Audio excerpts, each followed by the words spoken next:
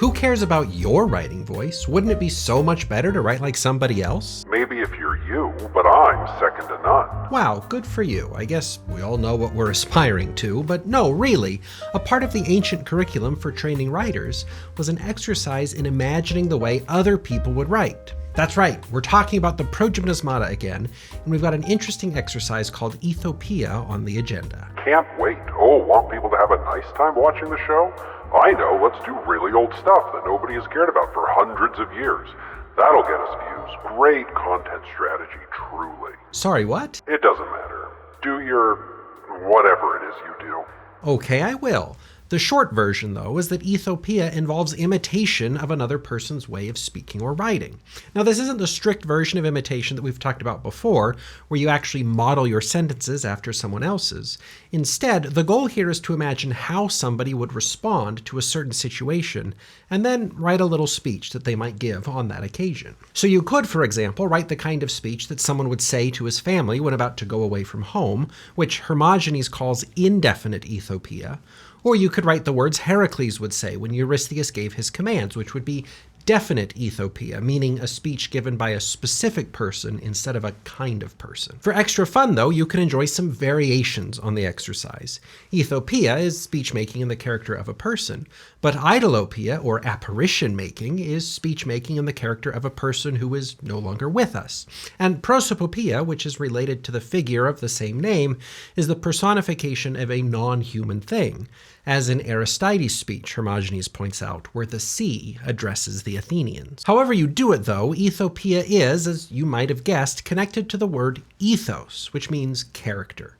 So it's an exercise that's all about inhabiting a character's mental and emotional persona and considering how they would respond in a particular situation. Sometimes it involves really focusing on building out the character or identity of the individual in question. Hermogenes suggests, for example, writing about a farmer's response to seeing a ship for the first time.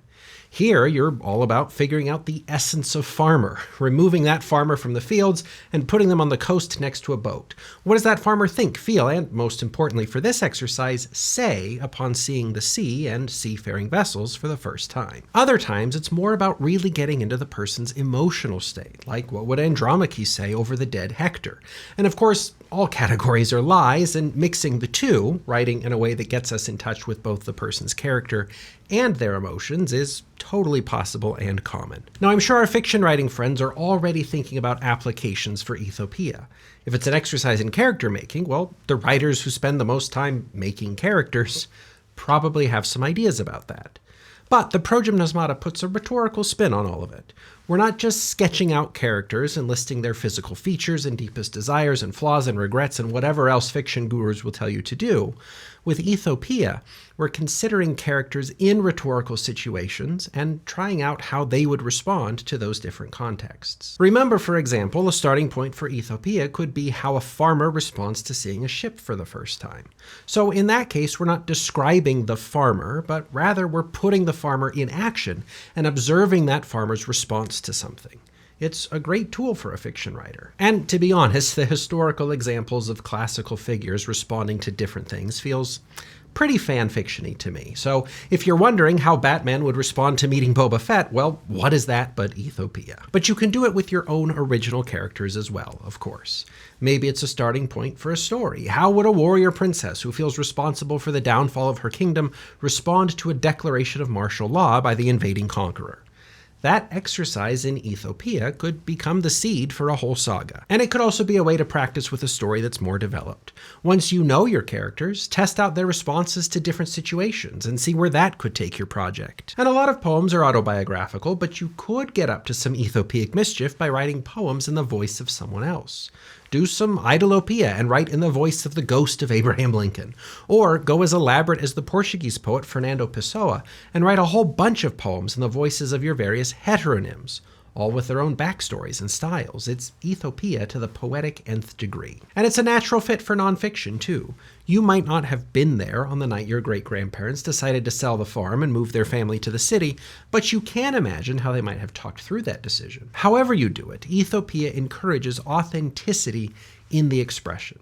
So this isn't the time for grand and artificially inflated writing. Instead, it's about thinking about how a person really would respond to the situation you've put them in. For example, by imagining how Peleus would respond to news that Achilles had died, Nicolaus the Sophist says, "He will not right off recall his former happiness, but he will lament his present misfortune before contrasting it with the good things that came upon him in the past, marriage with a goddess, honor from the gods, many valiant deeds. Then he will weep for what has now befallen him, adding what circumstances and from what sources surround him, and thus, as it were, he will prophesy how many evils will likely befall him through the loss of one to aid him." So while ancient students may have been accustomed to writing stories or speeches that began in the past and moved through the present onto the future, Nicolaus reminds them that such a mannered chronology just isn't going to ring true for a father who just learned that his son has died. Instead, he'd begin by focusing on his pain in the present and then looking back on what came before.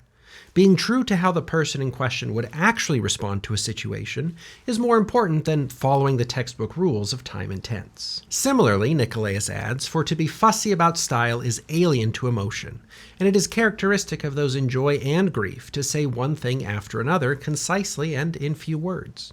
A person careful of beauty in diction will not seem to have suffered on such an occasion." So yeah, it's impressive that you can write complex sentences with fancy words, but when you're doing Ethopoeia and recreating the speech of someone in an emotionally tense situation, do you think they're really going to be thinking about complex syntax and elevated vocabulary? No, not likely. So it's simple, right? We could, for example, imagine what it would be like if our surly friend were introducing someone to his own show. Weren't you listening at the beginning? I'm second to none. You think you can do me?